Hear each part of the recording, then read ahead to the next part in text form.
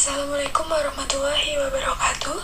Perkenalkan, nama saya Maulida Danifatusuna, NIM 2001020003. Saya dari kelas Teknik Informatika 1A. Di sini, saya akan menjelaskan mengenai modul 16, mata kuliah algoritma dan pemrograman. Yang mana di sini membahas mengenai selection sort. Apa itu selection sort?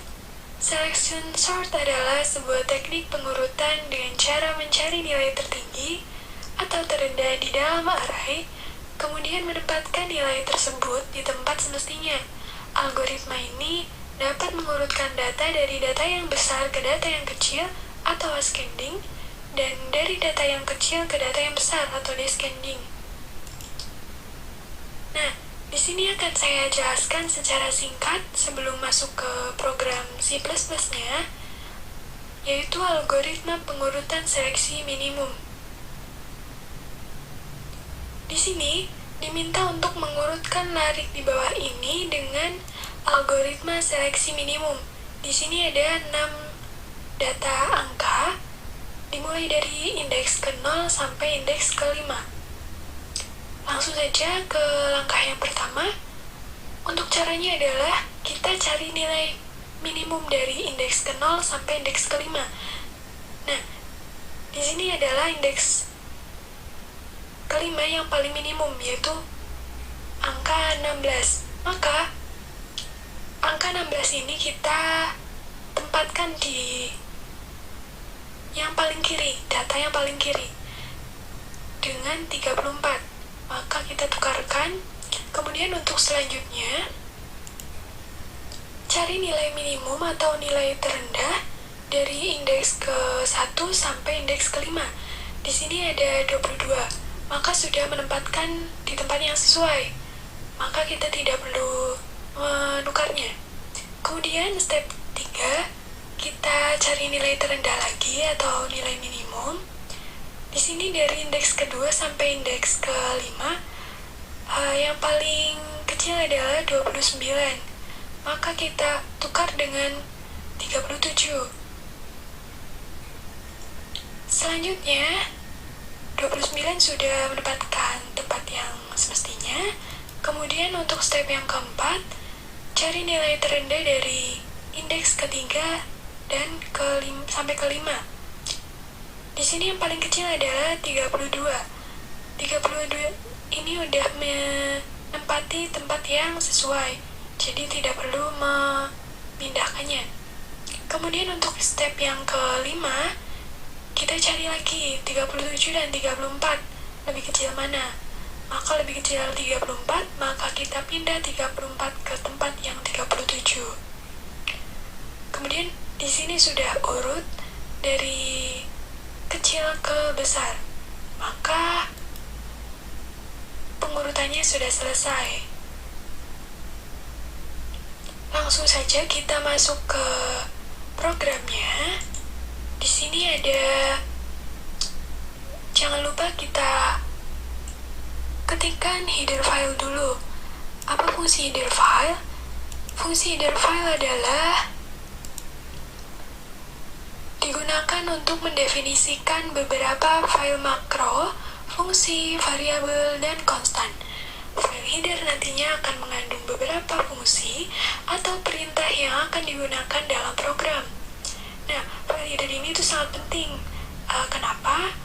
Karena beberapa perintah tidak akan dapat dijalankan jika file header yang mendukung perintah tersebut tidak ditulis dalam program. Nah, contohnya kita akan menggunakan fungsi checkout dan checkin. Nah, kalian tidak menuliskan file headernya include iostream, maka nantinya akan error jika dijalankan. Kemudian di sini kita ketikkan using namespace std. Fungsinya adalah sebuah instruksi terhadap compiler untuk menggunakan semua fungsi yang terkait untuk kerangka yang sama. Bisa berupa berkas, kelas, dan sejenisnya yang berkaitan dengan std.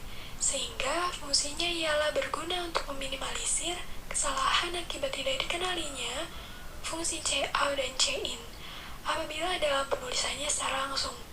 Nah, bagi kalian yang belum tahu, penulisan perintah cout dan cin itu sebenarnya adalah diawali std, kemudian setelah itu baru cout atau cin. Namun, adanya penggunaan using namespace std ini diawali pada program, maka kamu tidak perlu menuliskan std lagi. Jadi itu fungsi using namespace std. Nah, kemudian di sini kita deklarasikan datanya.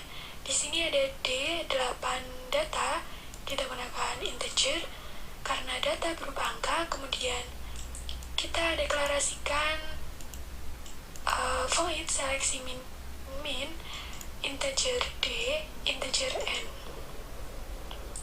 Kemudian di sini ada program utama, kemudian di sini ada program untuk fungsinya.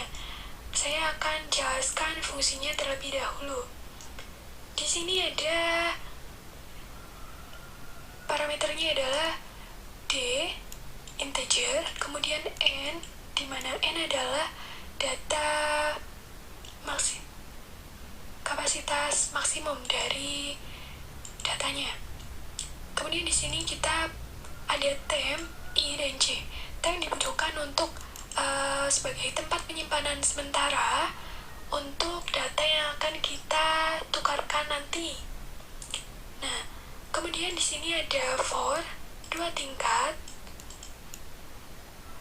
untuk proses pengulangannya. Di sini I sama dengan N-1. I lebih dari sama dengan 0. I min. Kemudian di sini kita deklarasikan lagi I min adalah 0. Kemudian for J sama dengan 1. Kenapa 1? Karena 0 di sini sudah dideklarasikan sebagai I minimum. Jadi kita mulai dari J sama dengan 1. Kemudian di sini if untuk pencarian indeks minimumnya. Nah, di sini kita tuliskan D. Jika DJ kurang dari DI min. Nah,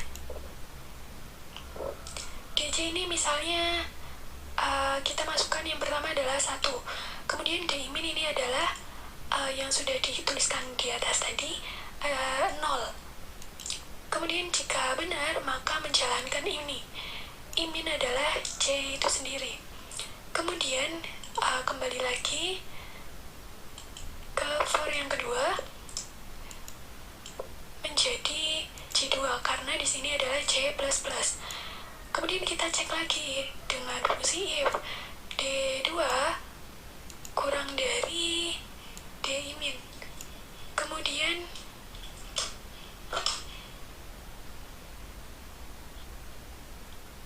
menjadi 2. Kita cek lagi D2 kurang dari DI min. Kemudian jika benar, I minimumnya adalah J. Kemudian jika dicek lagi ini true, misalnya di sini N-nya adalah 4. 4 min 1. 4 kurang dari sama dengan 1. Maka true. Langsung menjalankan if lagi di sini. Jika dicek lagi DJ kurang dari DI min, maka akan menjalankan fungsi ini. I min adalah J. Kemudian jika dijalankan false, maka kembali ke for yang pertama. Jika for yang pertama benar, di sini adalah melanjut dengan for yang kedua. Kemudian jika false, di sini adalah I min. Kemudian lanjut ke for selanjutnya lagi. Nah, untuk fungsi di sini temp adalah tempat penyimpanan sementara untuk data yang ditukar sama dengan DI min. Kemudian DI min adalah DI. DI sama dengan temp. Jadi, fungsi ini yang digunakan dalam pertukaran datanya. Kemudian untuk program yang utama, ini adalah digunakan data yang sebelum diurutkan menggunakan fungsi checkout, kemudian for. Di sini untuk data yang belum diurutkan. Kemudian untuk for yang kedua ini untuk memunculkan data yang sudah diurutkan menjadi seleksi minimum.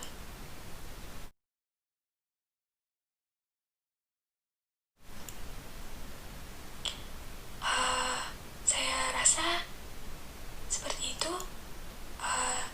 Sekian penjelasan dari modul 16 mengenai selection sort.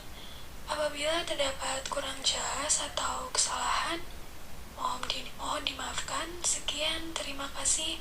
Wassalamualaikum warahmatullahi wabarakatuh.